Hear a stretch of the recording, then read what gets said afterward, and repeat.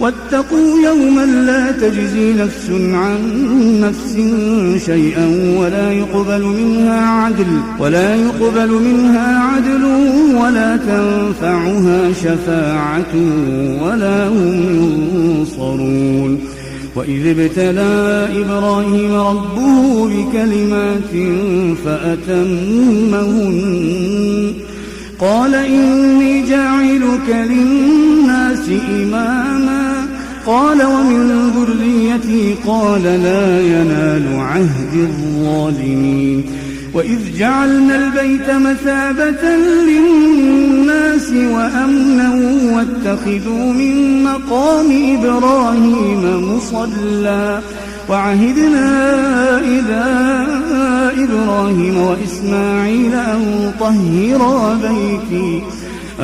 طهرا بيتي للطائفين والعاكفين والركع السجود. وإذ قال إبراهيم رب اجعل هذا بلدا آمنا وارزق أهله من الثمرات من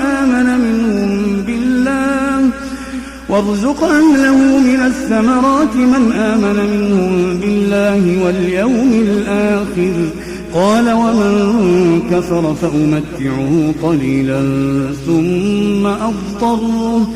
ثم أضطره إلى عذاب النار وبئس المصير.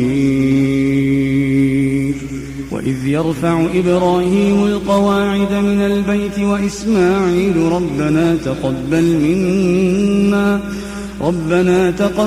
منا إنك أنت السميع العليم. ربنا واجعلنا مسلمين لك ومن ذريتنا أمة مسلمة لك وأرنا مناسكنا وتب علينا إنك أنت التواب الرحيم. ربنا وابعث فيهم رسولا منهم يتلو عليهم آياتك ويعلمهم الكتاب والحكمة ويزكيهم إنك أنت العزيز